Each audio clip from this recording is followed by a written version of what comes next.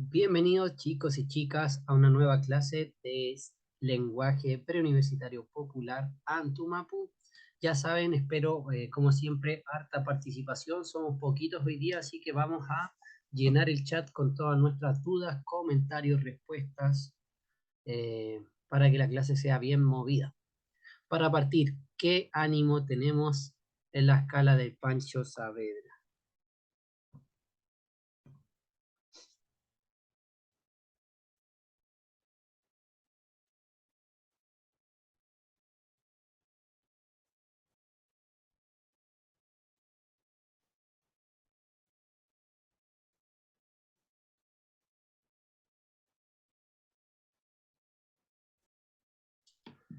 7 y 5.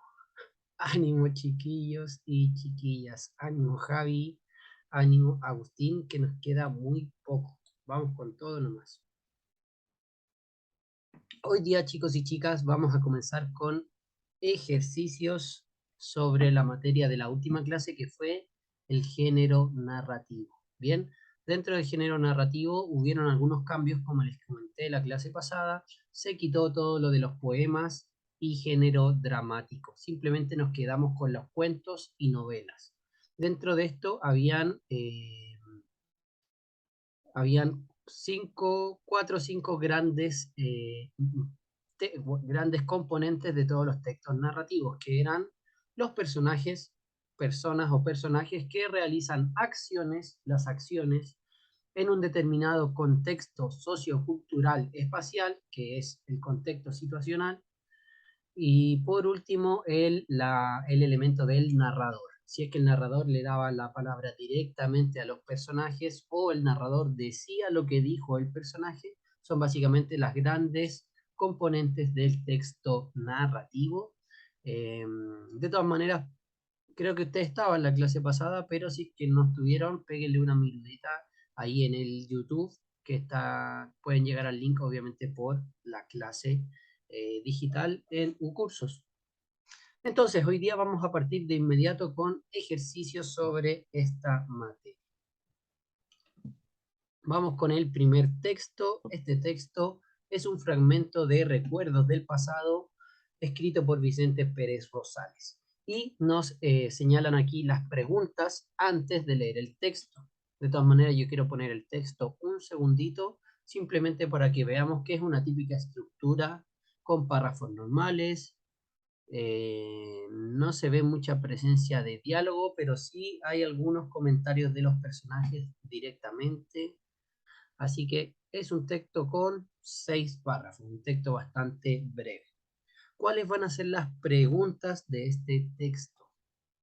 Tenemos el tema del texto es una pregunta obviamente de síntesis global. El texto anterior entrega información mediante una estructura. ¿Qué tipo de estructura posee el texto? El texto anterior es de tipo, vamos a tener que identificar qué tipo de texto es. Probablemente nos pongan un grupo de diferentes tipos de texto y tengamos que reconocer cuál de esos textos es. Del texto es posible inferir que, una inferencia global. De acuerdo con el segundo párrafo, se puede afirmar que, una pregunta de inferencia local, en este caso nos dicen qué es lo que puedo concluir del segundo párrafo. La actitud de los espectadores del fusilamiento puede considerarse como, en ese caso es una pregunta de evaluar. Tenemos que caracterizar cómo es la actitud de los que están mirando ese fusilamiento. Y por último, ¿cuál de las siguientes opciones es falsa según la información del texto? Típica pregunta que nos ponen 4 alternativas verdaderas y solo una mente que es la incorrecta y que por lo tanto es la que tenemos que identificar. Hola Ángelo, bienvenido. Llegó justo para el comienzo de la lectura número 1. Vamos allá entonces, ya sabemos cuáles son las preguntas. Comencemos con la lectura del texto número 1. Estaba revisando si estoy grabando, sí. Vamos entonces, voy allá.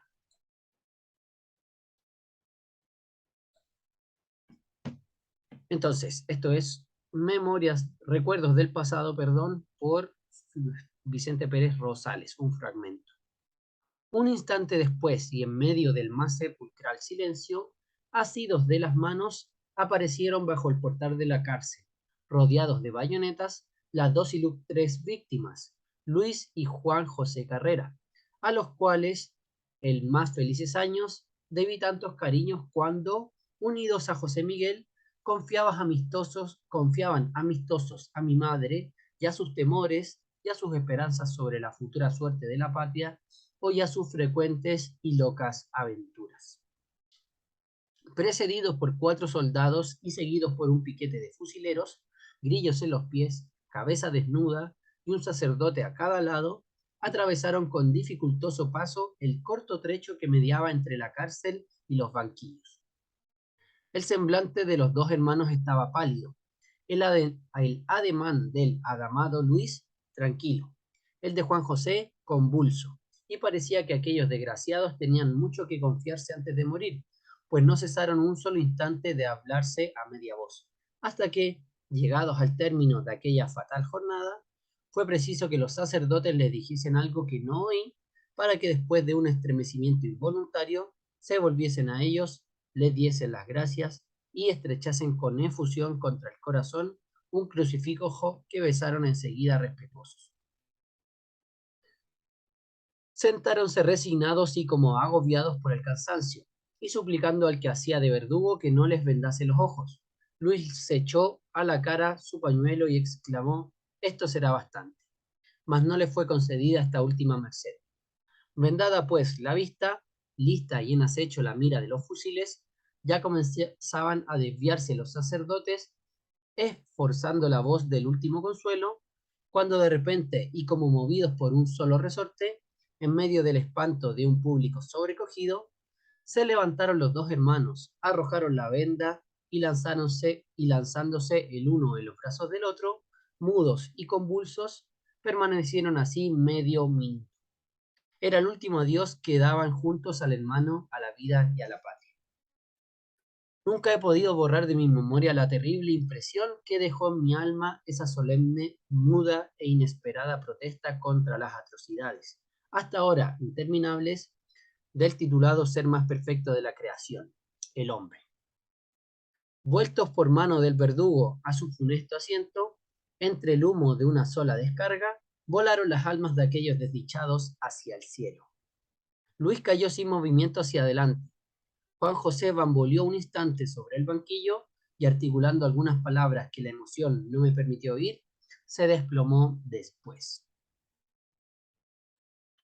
El tema del texto recién leído es la valiente arrogancia de los hermanos Carrera, la pena de muerte, la resignación ante la muerte, el fusilamiento de Luis y Juan José Carrera o la infamia de una ejecución. ¿Con qué alternativa se quedarían aquí? ¿Qué alternativa descartarían? ¿Cuál creen que es la más correcta? Todo comentario se agradece en el chat.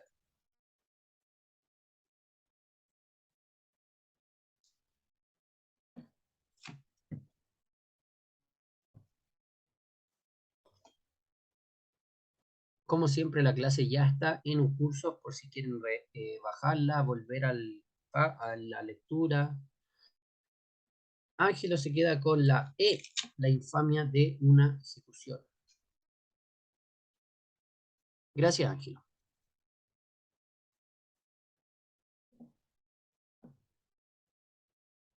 ¿Alguna más? ¿Va por otra? ¿Va por la misma?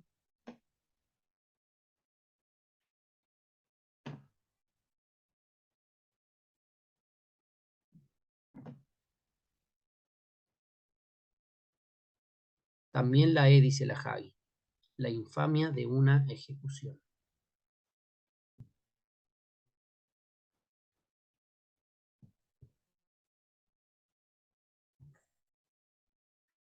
Voy a esperar a Ami o Agustín si se inclinan por alguna y si no, vamos con la correcta.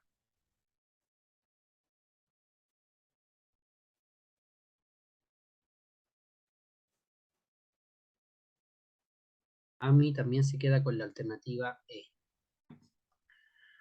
Bien, chicos y chicas, ¿cuál descarté yo de inmediato? La B, la pena de muerte. Obviamente no es un texto que trate sobre la pena de muerte. Están contando, narrando una historia. Les recuerdo que estamos ejercitando sobre la clase pasada que fue texto narrativo.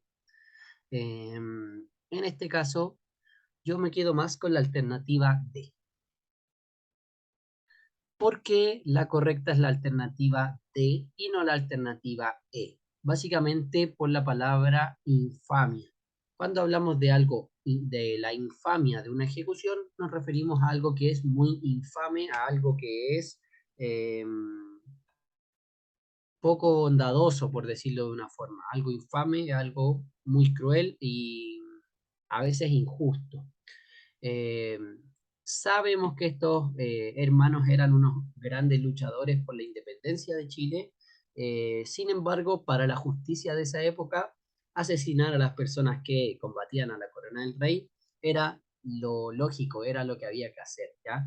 Por lo tanto, si bien el autor menciona, da a entender de que es algo que no está de acuerdo con esa ejecución, sobre todo porque se entiende del primer párrafo que eran amigos de infancia y sobre todo por el último párrafo 4, o sea, por el párrafo 4 que aparece ahí, en donde dice que nunca pudo olvidar esa impresión, esa protesta muda contra las atrocidades del hombre.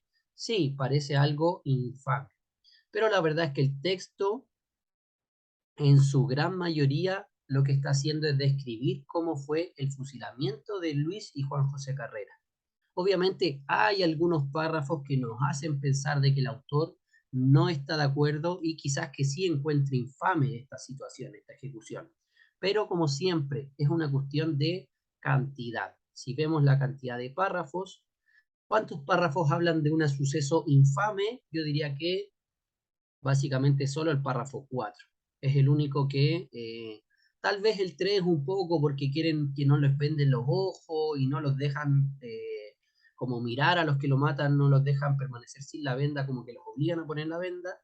Pero fuera de eso, tenemos solamente dos párrafos que hablan de algo infame y los otros, básicamente los 6 párrafos, sí hablan de el tema del texto, que es el fusilamiento de Juan José y Luis Carrera. Por lo tanto, en este caso era la D y descartábamos más bien la palabra infamia por la cantidad de veces que se repetía esa idea. Recordamos siempre que cuando identificamos el tema del texto, debemos buscar un tema que toque todos los párrafos, que se mencione en todos los párrafos. Aquí, si bien hablaba de infamia, solo lo hacía un par de veces y era algo que había que inferir. No era algo que uno dijera, ya, todos estos párrafos tienen una idea en común que es tal. No, no ocurría eso. Vamos con la segunda pregunta. El texto anterior entrega información mediante una estructura deductiva, comparativa, temporal, explicativa o descriptiva. ¿Cómo entrega la información? A través de una deducción, como una conclusión, a través de una gran comparación, a través de una secuencia temporal, a través de una estructura explicativa, como podría ser un texto expositivo, o a través de una estructura descriptiva, es decir, que describe, caracteriza todo lo que va ocurriendo en él. ¿Qué tipo de estructura tiene este texto? Ahora sí voy por la de profe. Ahora sí va por la E, una estructura descriptiva.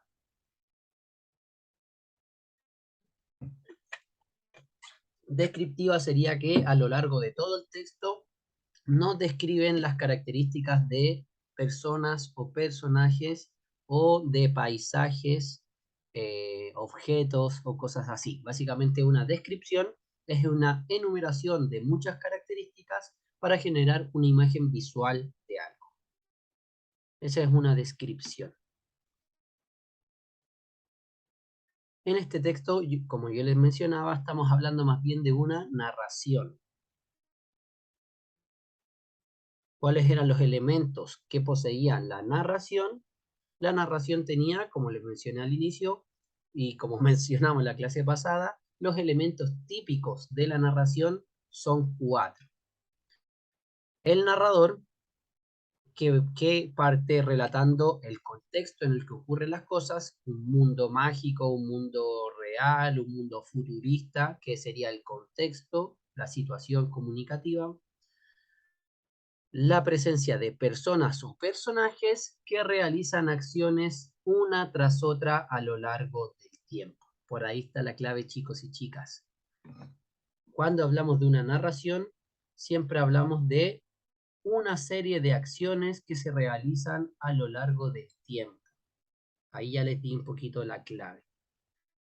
Como muy bien menciona Agustín, en este caso la correcta es la C. Es una estructura temporal. ¿Por qué una estructura temporal?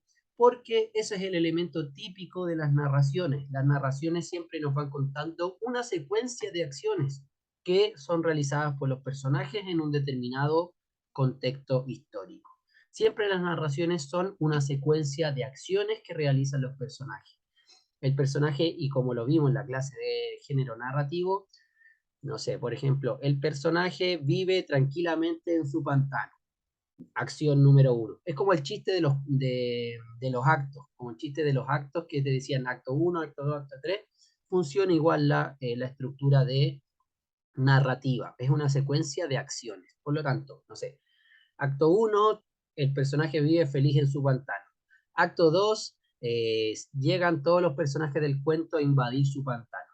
Acto 3, él decide ir a enfrentar al rey para exigirle que saque a los personajes de cuento de su pantano. Acto 4, lo mandan a buscar a una princesa a la alta torre de un castillo. Acto 5, se hace amigo de un burro y van a buscar a la princesa. Acto 6, la rescatan. Acto 7, bla, bla, bla. Si se fijan, siempre la estructura narrativa es una secuencia temporal porque relata una serie de acciones realizadas por los personajes en un determinado contexto. Por lo tanto, y aquí no era la diferencia, no era la excepción, se nos narraba precisamente el fusilamiento de Juan y Luis Carrera como una secuencia de acciones. Primero salen de la cárcel, van de la mano, parece, luego los colocan en el lugar en los banquillos, le dicen que se venden, que no se quieren vendar, los obligan a vendarse, después viene el cura, les da como la extrema opción, al final se abrazan y después los matan. Fin. Entonces también una secuencia de acciones, una línea temporal de sucesos que van a ocurrir.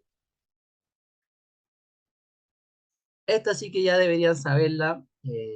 ¿Qué tipo de texto es el anterior? ¿Un texto narrativo, descriptivo, expositivo, argumentativo o instructivo? Un manual, como sería un instructivo. Esta sí que sí tienen que tenerla todos y todas buenas. ¿Qué tipo de texto es?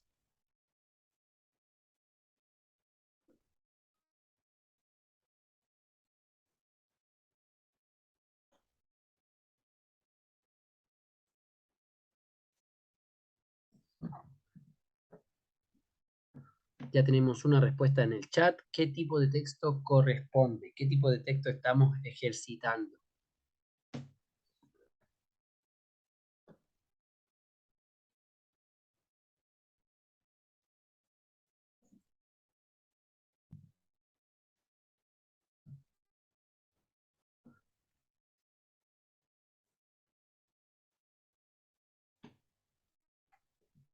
Perfecto, Agustín. En este caso hablamos de un texto narrativo. Tenemos todos los típicos elementos del texto narrativo. Secuencia de acciones, personajes que realizan esas acciones, contexto situacional, época histórica, lugar, ¿no es cierto? Estamos hablando de Chile en los años de la colonia, por decirlo. Y tenemos el último elemento que es el narrador. ¿Cuál es el narrador? Bueno, el narrador es Vicente Pérez Rosales, quien era amigo de los personajes, por lo tanto estamos hablando de un tipo de narrador testigo. Él estuvo ahí viendo cómo asesinaron a sus amigos, en el fondo. Por lo tanto, estamos hablando de un tipo de narrador que estuvo presente al momento de esta secuencia de hechos. Tenemos un típico texto narrativo. Del texto es posible inferir qué se desprende, qué se concluye, cuál es la inferencia de todo el texto. A. Los hermanos fueron ajusticiados por venganza. B. Ambos hermanos eran profundamente religiosos. C. La ejecución se llevó a cabo en territorio argentino. D. Entre los hermanos había una latente rivalidad. Y por último, alternativa E. El emisor conoció personalmente a Luis y Juan José Carrera. Yo descarto rápidamente la D. Claramente no hay marcadores que nos hagan pensar en una rivalidad, sino que estos hermanos incluso se dan el tiempo de abrazarse harto rato antes de que los fusilen. Por lo tanto, sí o sí, hay una relación bastante normal de hermanos y no una rivalidad. Ángelo y Agustín se quedan con la E. El emisor conoció personalmente a Luis y Juan José Carrera. Esto no sale textual, pero sí es la alternativa correcta y se desprende por el primer párrafo, ¿cierto? En el primer párrafo nos dicen eh, Luis y Juan José Carrera, a los cuales en mis más felices años debí tantos cariños cuando, unidos a José Miguel, confiaban amistosos a mi madre y a sus temores, sus esperanzas o sus frecuentes y locas aventuras. Es decir, los tres hermanos Carrera, si bien no se señala que eran amigos de Vicente Pérez Rosales, sí eran bastante cercanos con la madre. Por lo tanto, se puede inferir de que obviamente él los conocía. Si bien no, ya si me hubieran dicho el emisor es amigo de los dos, y ahí quizás pudiera haber entrado a dudar, pero sí o sí los conocía de vista al menos. 5.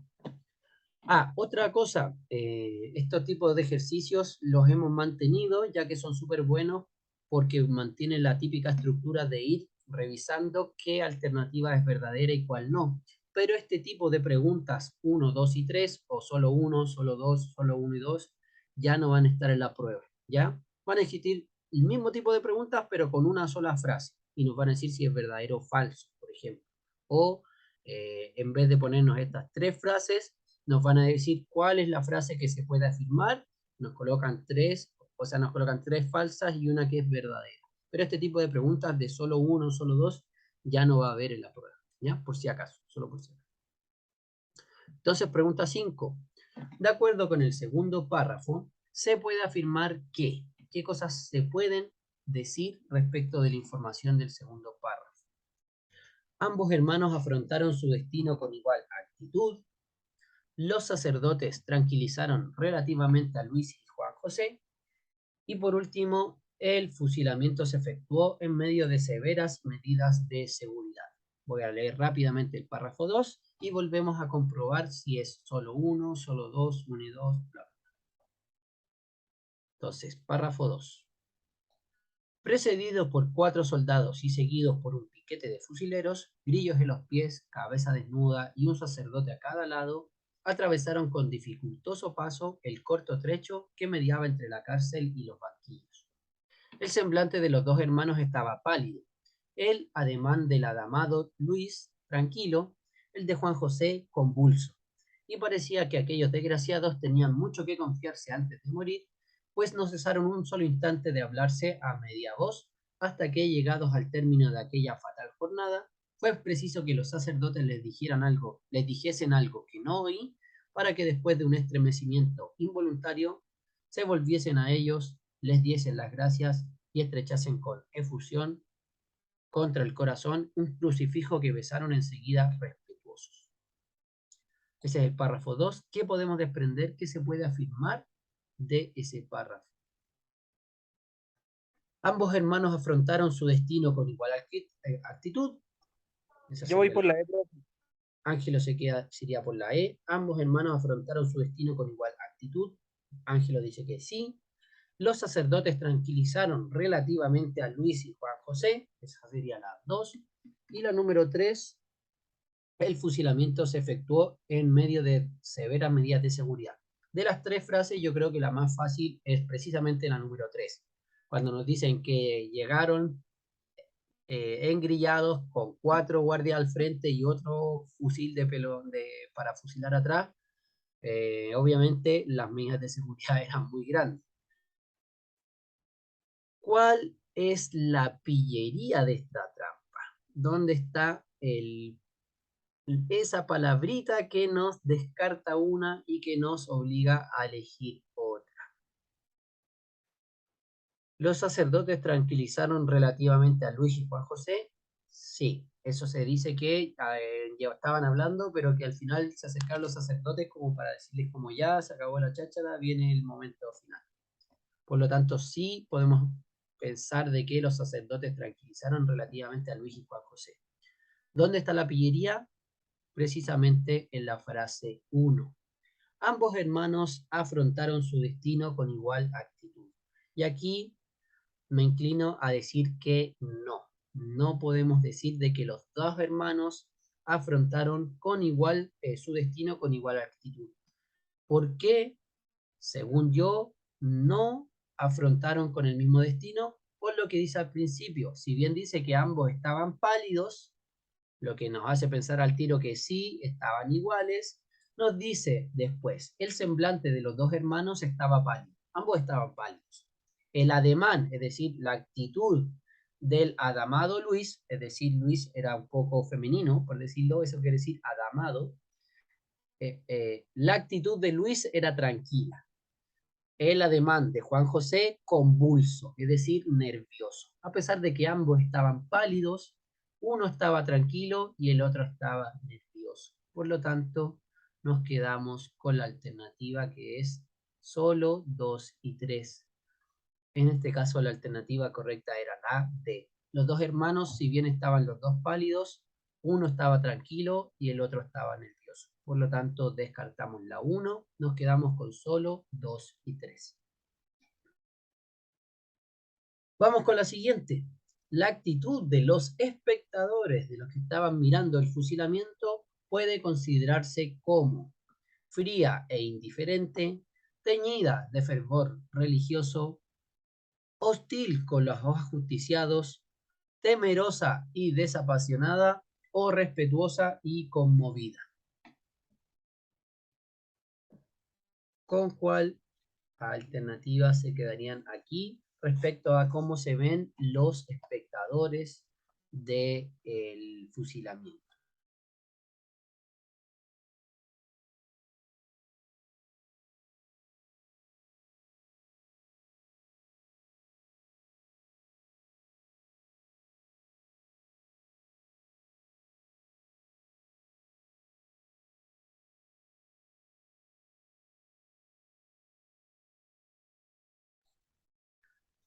¿Quién se la juega por alguna?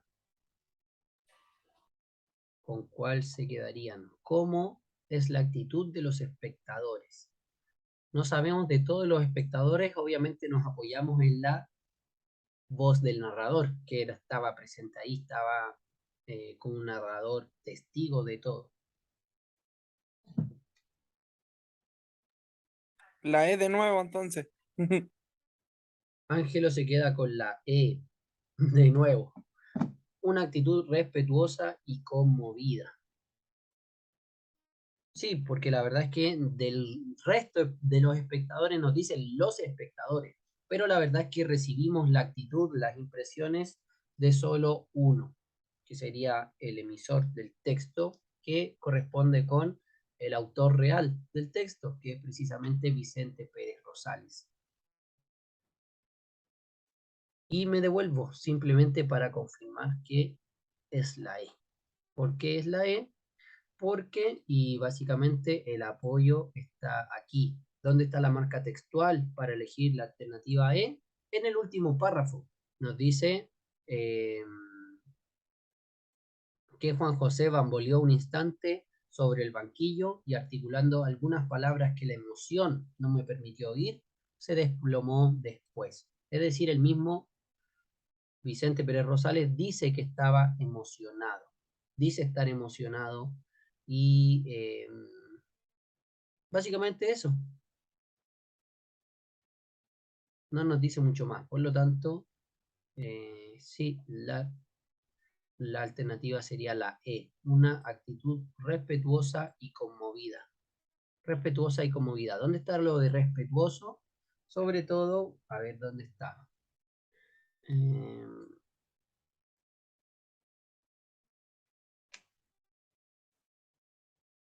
En el párrafo 3 dice, ya comenzaban a desviarse los sacerdotes cuando de repente y como movidos por un solo resorte, en medio del espanto de un público sobrecogido. Eso es lo único que nos habla, aparte del emisor, del público que estaba viendo el fusilamiento. Que el público estaba sobrecogido, estaba emocionado, y también nos podemos inferir de que tiene una actitud respetuosa, porque cuando ellos se sacan la venda y se abrazan, mudos y convulsos, es decir, que ellos estaban callados y llorando o probablemente muy agitados.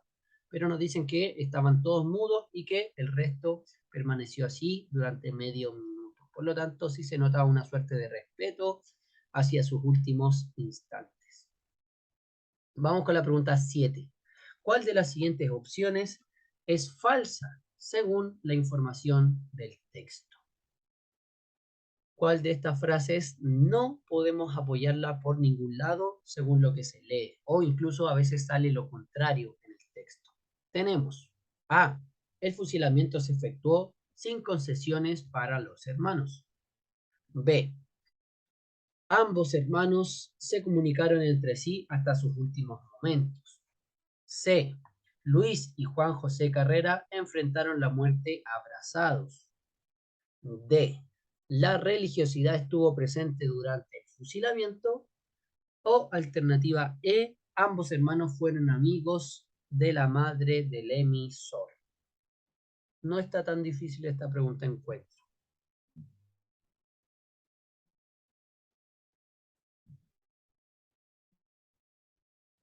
¿Con cuál se quedarían?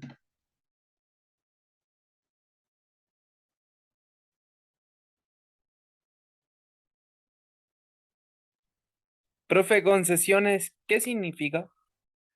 Buena pregunta. Le recuerdo, le repaso lo que vimos en conectores concesivos. Hablamos de una concesión básicamente cuando tenemos dos ideas que se oponen generalmente y una no impide la otra. Ese es la concesión. Básicamente es como una negociación. También lo podemos entender como las concesiones viales, las carreteras, que son empresas en donde el Estado le da el poder a un privado para que él haga la carretera y después cobre peaje. En ese caso estamos hablando de una negociación. Cuando nos referimos a una concesión, en este sentido es como que alguien te pide algo y tú se lo das o no se lo das. En este caso, el fusilamiento se efectuó sin concesiones, quiere decir de que los hermanos pidieron algo y no se lo dieron.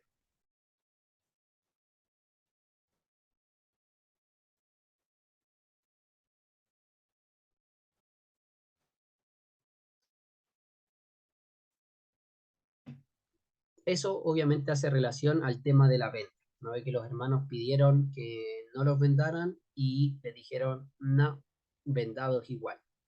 Esa alternativa tiene relación con ese suceso de la narración. Dicho eso, ¿con cuál se quedan? ¿Cuál es la correcta? Voy por la E de nuevo, profe. Ambos hermanos fueron amigos de la madre del emisor. Eso es correcto, lo vimos y lo inferimos hace un par de preguntas más arriba. Por lo tanto, no sería la correcta ya que estamos buscando una afirmación falsa. Tenemos que encontrar la falsa. Y hace poquito dijimos que ellos eran amigos de la madre del emisor. Y disculpe, profe, me confundí. No se preocupen, no se preocupen.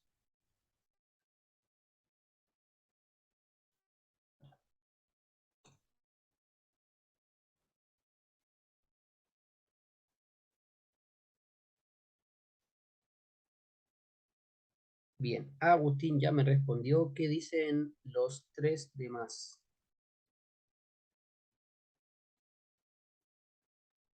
Sí, yo opino igual que Agustín, porque en parte se abrazaron, Pero, lo ujú, fusilaron pero, abrazados, ¿me entiendes? claro, nos dice el texto precisamente de que ellos se abrazan y permanecen así por medio minuto. Pero al final los separan, los vuelven cada uno a su banquillo y ahí les disparan. Por lo tanto, los hermanos no murieron abrazados. ¿Se abrazaron antes de morir? Sí. pero en ninguna parte nos dicen que los mataron abrazados. Todo lo contrario, párrafo 5 dice, vueltos por mano del verdugo a su funesto asiento, entre el humo de una sola descarga volaron las almas de aquellos desdichados. Es decir que sí, se abrazaron harto rato, pero después el verdugo les dijo ya, cada uno su puesto, y ahí le dispararon. Por lo tanto, la alternativa falsa era la C. Muy bien, Agustín. Excelente, Ángel. Vamos con el siguiente texto. Texto número 2. Seguimos ejercitando, obviamente, género narrativo. ¿Cuáles son las preguntas de este texto 2? Que este texto 2 va a ser simplemente estas tres párrafos, estos tres párrafos. El texto anterior es de tipo, ¿qué tipo de texto vamos a leer? El objetivo del texto es propósito comunicativo, objetivo, es decir, ¿para qué sirve el texto? ¿Qué trata de explicar? ¿Qué trata de comunicar el texto? Pregunta 3, del conjunto del texto se deduce que una inferencia global. Y por último, ¿qué función cumplen las afirmaciones de Rajech citadas en el texto? ¿Para qué sirven las citas? Como un ejemplo de algo, para comparar con algo, para refrendar una idea, para confrontar una idea anterior. ¿Para qué sirven esas afirmaciones de Rajech? Voy con la lectura, vamos con el texto número 2, que nos dice así. En la India, país de 1.100 millones de habitantes aproximadamente, y donde se hablan más de 400 lenguas, existe un antiguo sistema de castas que sume a millones de personas en una pobreza degradante en perjuicio de sus derechos más elementales. Cambiar la situación llevará tiempo. En esta nación, una casta es un grupo social al que se pertenece desde el nacimiento hasta la muerte. Durante siglos, los intocables de Paliyad, una aldea del distrito de Ahmedabad, en el oeste de India, han sabido guardar las distancias. Muchos de ellos son basureros, asean los baños de las castas superiores o trabajan en el campo, a veces por menos de un puñado de arroz al día. Sabemos, desde que nacimos, que debemos mantenernos alejados de las personas de castas superiores, afirma Rajech, joven de 19 años. En los negocios de té nos dan tazas diferentes, sucias y estropeadas, y estamos obligados a lavarlas. Debemos caminar 15 minutos para llevar agua a casa, pues no podemos abastecernos en los grifos de la aldea, que son utilizados por las castas superiores. No nos admiten en los templos, y cuando íbamos a la escuela, mis amigos y yo debíamos sentarnos fuera del aula. Los niños de casta superior ni siquiera nos permitían tocar el balón con que jugaban, entonces nosotros lo hacíamos con piedras. Perfecto, un texto bastante breve. Vamos de inmediato con las preguntas. El texto anterior, ¿de qué tipo es? Un texto de tipo persuasivo, un texto dialógico, un texto publicitario, un texto expositivo o un texto narrativo. Descarto de inmediato un texto publicitario. Esto no es un comercial, no es una publicidad. No está promoviendo el consumo o la venta de ningún producto o servicio. No es una publicidad, no es la C.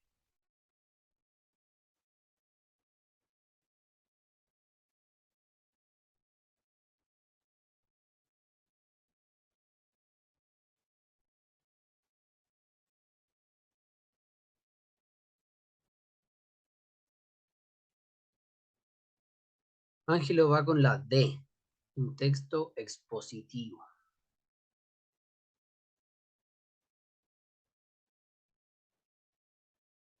¿Qué dice el resto? ¿Qué dicen los y las demás?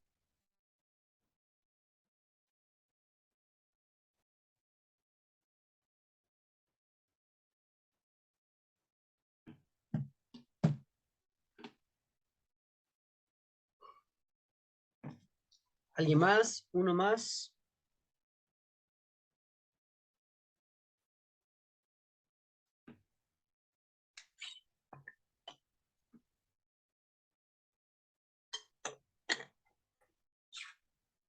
vamos entonces. Tenemos que... Está en lo correcto, Ángelo. Muy bien, muy bien. Este texto es un texto expositivo. No están exponiendo, explicando cómo funciona el sistema de castas de la India. Por lo tanto, no es una narración. No nos cuentan un suceso, una secuencia de acciones realizadas por los personajes. Si bien hay un personaje que cuenta un poco las anécdotas de su vida, es más bien con un propósito de explicar cómo funcionan las castas, más que de narrar la pobre historia del niño Rajneesh. ¿Cuál será el objetivo del texto? Analizar el comportamiento de las castas superiores, estimular el conocimiento de las realidades de otros países, exponer las distintas castas que existen en la India, informar sobre la realidad que viven los habitantes de la India, o por último, criticar duramente la discriminación que se da en la India. Esta pregunta está un poco más desafiante, pero creo que sí la van a poder resolver bien. Creo que sí. Confío en ustedes, mi bandita. Me van dejando en Yo el voy por chat. la E, bro. Ángelo va por la E.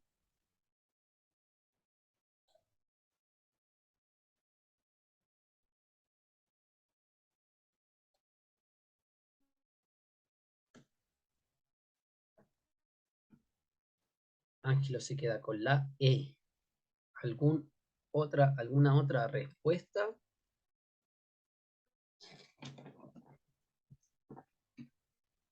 El objetivo es criticar duramente la discriminación que se da en la India.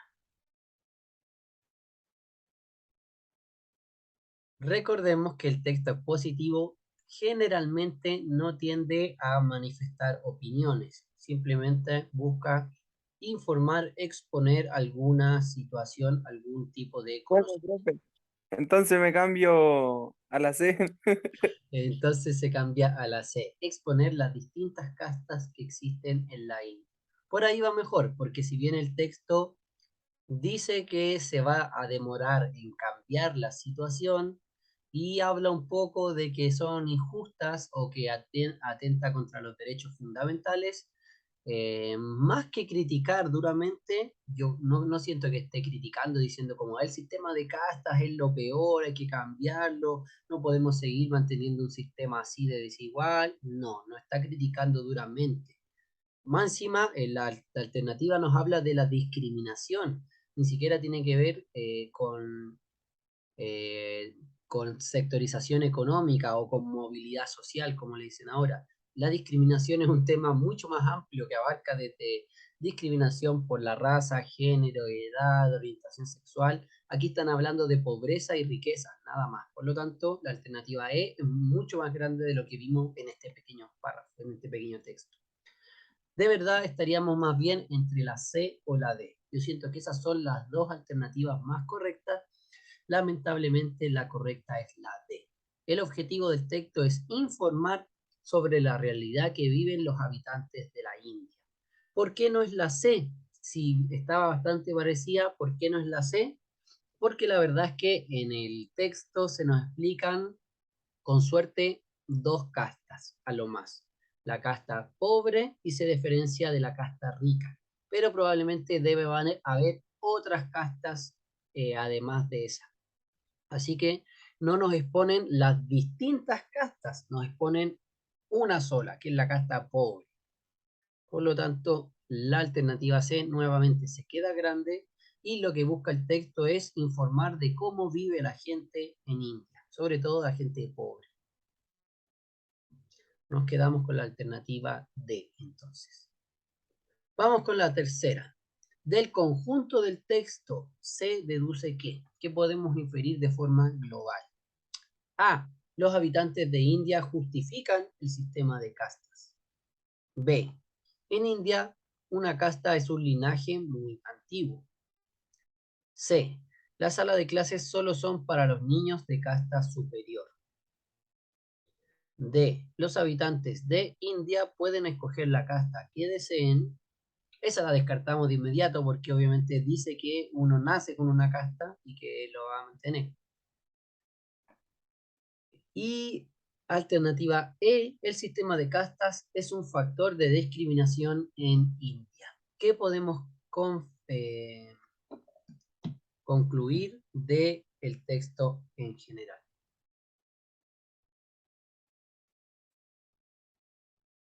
Agustín se va por la E. El sistema de castas es un factor de discriminación en India. ¿Ángelo?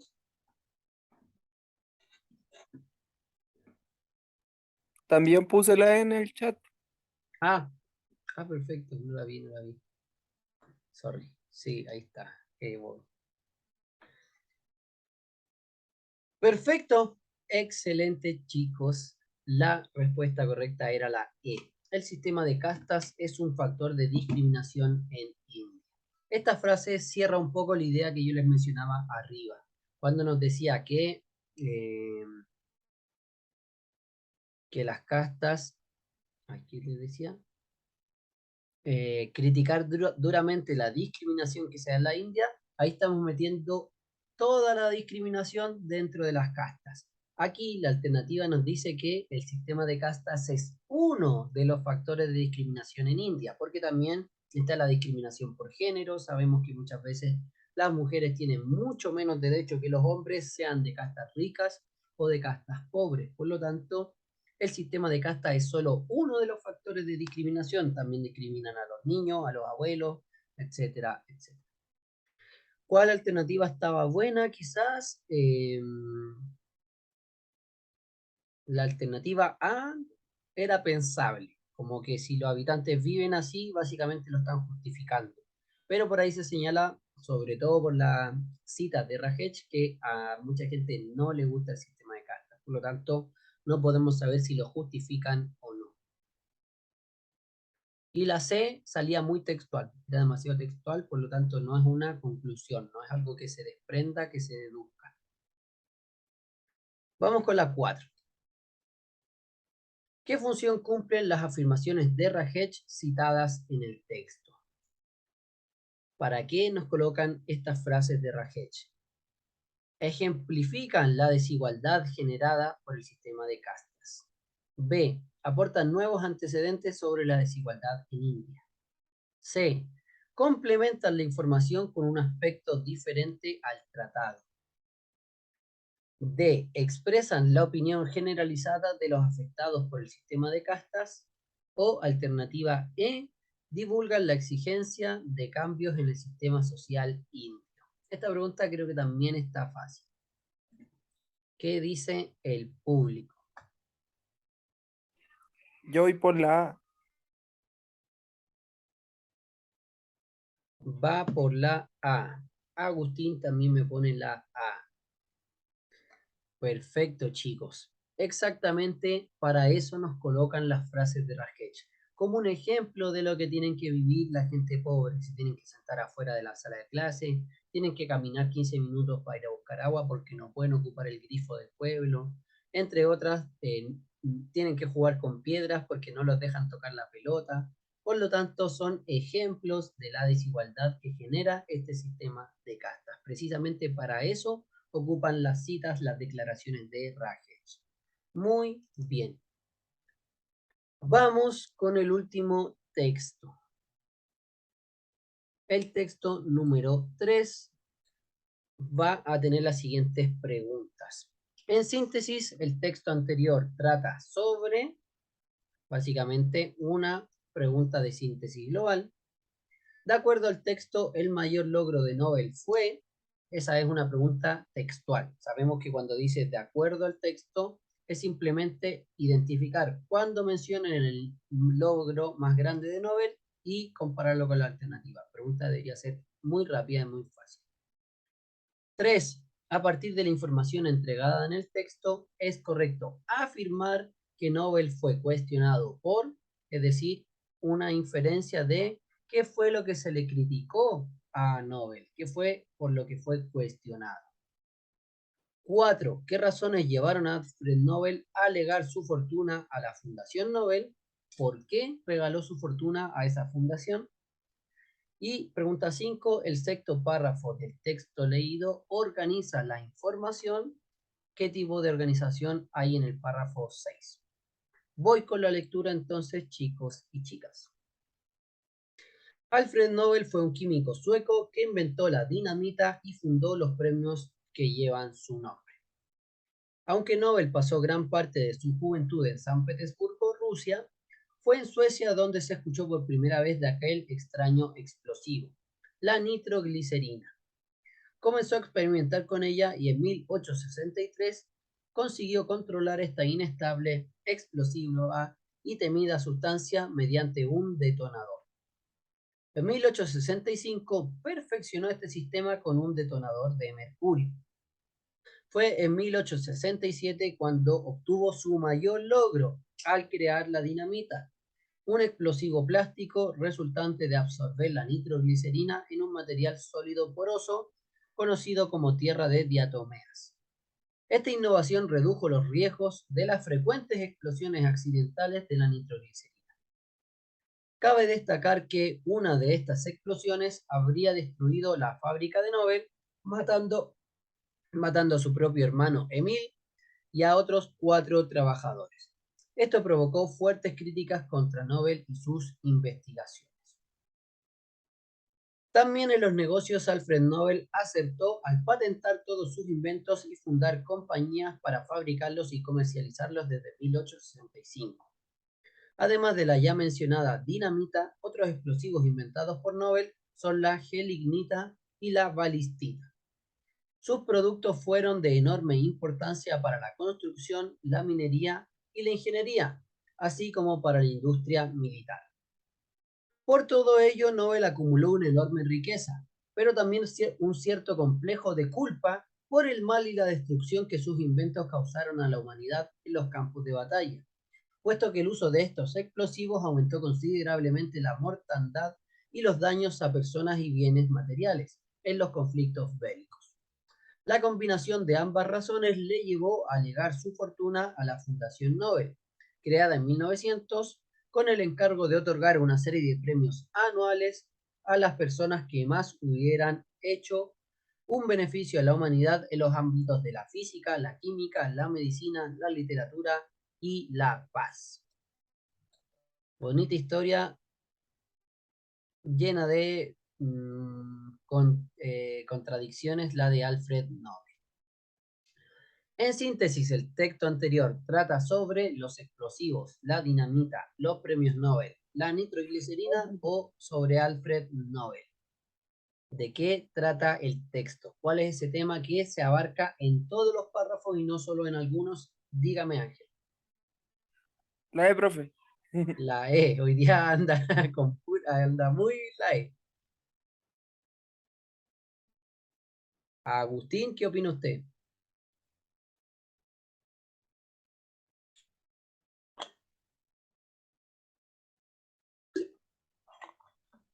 Profe, me cambio a la C. Cambia la C, los premios Nobel. Bueno, ¿está seguro? Es que estoy entre la B, la C y la E. Entre la B, la C y la E.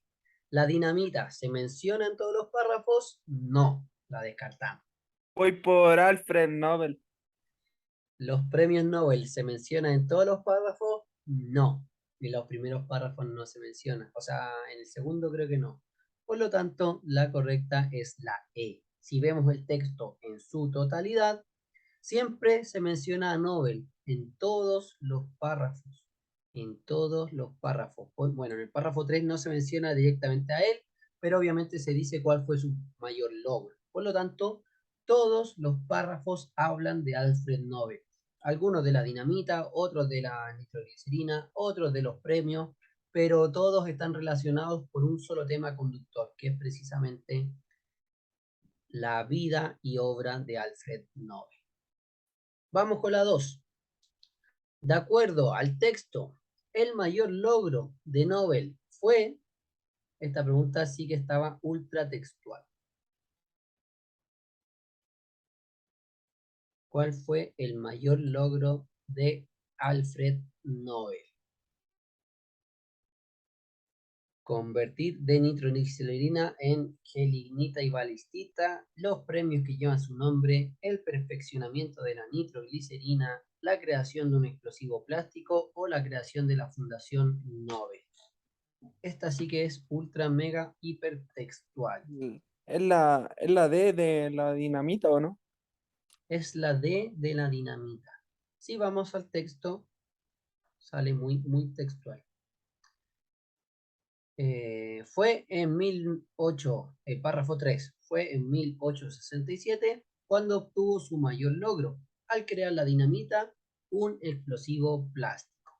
Perfecto, Ángelo. ¿Cuál es su mayor logro? La creación de un explosivo plástico, la dinamita, que era el absorber la nitroglicerina en una sustancia porosa, absorbente. Entonces, ese explosivo plástico, esa dinamita, fue su mayor logro, tanto económico como científico, por lo que se dice, ¿ya? Así que nos quedamos con la D. Muy bien, Ángel. 3. A partir de la información entregada en el texto, es correcto afirmar que Nobel fue cuestionado ¿por qué cuestionaron, por qué criticaron a Nobel? Por la riqueza acumulada en el transcurso de su vida, por la destrucción provocada por el uso militar de sus inventos, por los premios que entregaría su fundación a personas destacadas, por la creación de una inestable y explosiva sustancia como la nitroglicerina, o por las explosiones ocurridas durante sus investigaciones. Ángelo dice B o E. Debería elegir solo una. Voy por la B, profe. ¿Por la B o la E? La B. La B, la destrucción provocada por el uso militar de sus inventos. Si no me equivoco, la palabra cuestionado estaba textual. Voy a devolverme un segundito al texto para asegurarme. Estoy casi seguro que estaba en el último párrafo.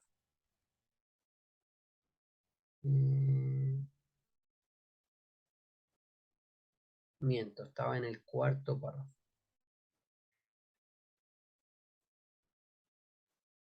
Cabe destacar que una de estas explosiones habría destruido la fábrica de Nobel, matando a su propio hermano y a otros 4 trabajadores. Esto provocó fuertes críticas contra Nobel y sus investigaciones. No salía que era cuestionado, pero salía un sinónimo que son las críticas.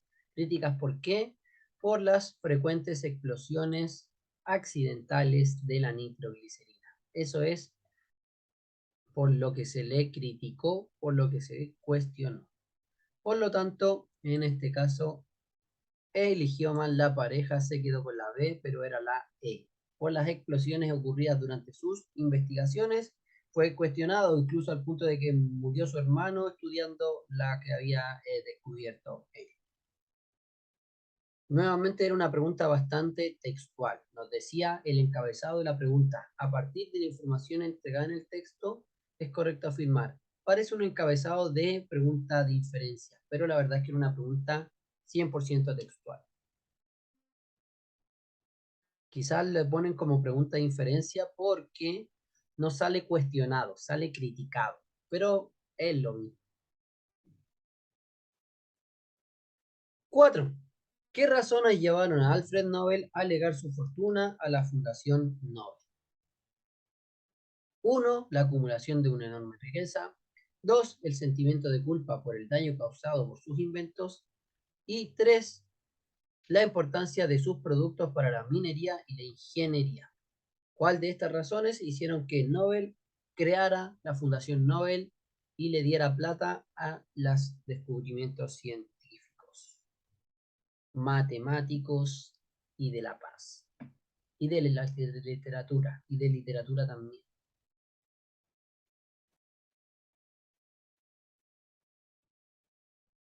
Ángelo dice solo 1 y 2.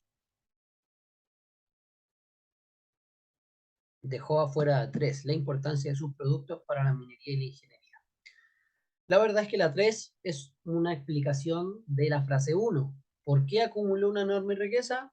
porque obviamente se aseguró, patentó sus productos y los ocupó para la minería, la ingeniería y sobre todo para la guerra.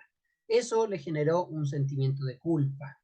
Por lo tanto, tenía la plata, tenía la culpa, solamente le faltaba el nombre de la fundación y le puso originalmente como su apellido. Nos quedamos con solo 1 y 2. Perfecto, Ángel. No sé si es la última pregunta. Vámonos. El sexto párrafo del texto leído organiza la información en relación de causa-consecuencia, deductivamente, descriptivamente, inductivamente o por comparación o contraste. Causa-consecuencia, comparación o contraste, deductivo, inductivo o descriptivo. Vamos a leer nuevamente el párrafo sexto. Aquí está. Por todo ello, Nobel acumuló una enorme riqueza, pero también un cierto complejo de culpa por el mal y la destrucción que sus inventos causaron a la humanidad en los campos de batalla, puesto que el uso de estos explosivos aumentó considerablemente la mortandad y los daños a personas y bienes materiales en los conflictos bélicos. La combinación de ambas razones le llevó a legar su fortuna a la Fundación Nobel, creada en 1900 con el encargo de otorgar una serie de premios anuales a las personas que más hubieran hecho un beneficio a la humanidad en los ámbitos de la física, la química, la medicina, la literatura y la paz. Dicho esto, ese párrafo, ¿cómo está estructurado? ¿Con qué orden, por decirlo, con qué modelo general de organización se explica la información? También está fácil. Y no es la E. Esta vez no es la E. Yo voy por la A o la C. Por la A o la C. Por ahí anda la cosa.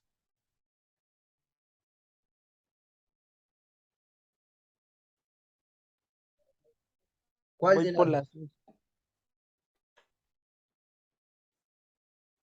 ¿Cuál, Ángelo? No lo escuché.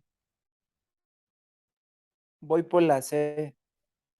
Descriptivamente, es decir, que se describe para formar una imagen mental de algo. Eso es descriptivamente. Cuando yo digo, por ejemplo, vendo Suzuki del año 2006, color Profe. rojo, tanto motor, etcétera, etcétera, tantas puertas. Eso es una descripción, a generar una imagen mental de algo. Voy por la A entonces porque él provocó el daño, generó muerte por los productos que hizo y todo el tema. Él se sintió tan culpable que generó la fundación, o sea, la cosa de los premios Nobel. Perfecto, Ángelo. Tenemos una relación de causa-consecuencia. Nos dicen que los descubrimientos de Alfred Nobel lo llevaron a generar una gran riqueza, pero también un sentimiento de culpa por todas las muertes que había generado, incluso el aumento de las muertes dentro de las guerras era su culpa. Por lo tanto, esas son las causas, ¿no es cierto? Tenía la plata y tenía resentimiento o tenía vergüenza, por decirlo, de lo que habían hecho su logro, su descubrimiento. Por lo tanto, ¿cuál fue la consecuencia? Decidió fundar la Fundación Nobel para premiar a los científicos y en el fondo lavar un poco su alma, por decirlo, estaba como buscando redención. Así que sí, era la A, causa-consecuencia. ¿Cuál era la causa? Juntó mucha plata por sus productos bélicos. Consecuencia, estaba con cargo de culpa y decidió fundar los premios Nobel. Perfecto, chicos y chicas. Avanzamos bastante rápido, nos van a quedar unos minutitos de clase libre antes del recreo de las 7:30, ¿ya? Les cuento que ya estamos llegando al final del año, simplemente nos queda la clase de medios masivos de comunicación, que va a ser el lunes, el profe Cristian, una clase muy, muy entretenida en donde los profesores de lenguaje nos damos el gusto de hacer pebre a la prensa.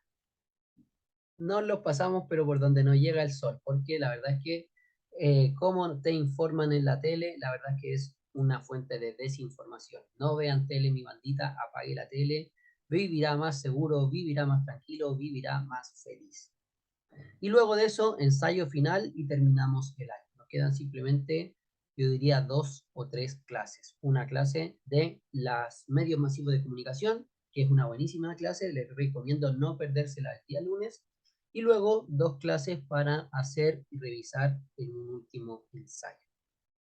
Así que eso, chicos y chicas, gracias por su participación. Le agradezco como siempre muchísimo a Ángelo, a Agustín, que abran el micrófono y que vayan respondiendo para darle dinamismo, para darle sentido a la clase. Muchas gracias a mí también, por ahí también me respondió la Javi, así que bueno, sobre todo felicitarlos por la presencia. Toda esta asistencia se va a reflejar sí o sí en sus puntajes cuando den la prueba.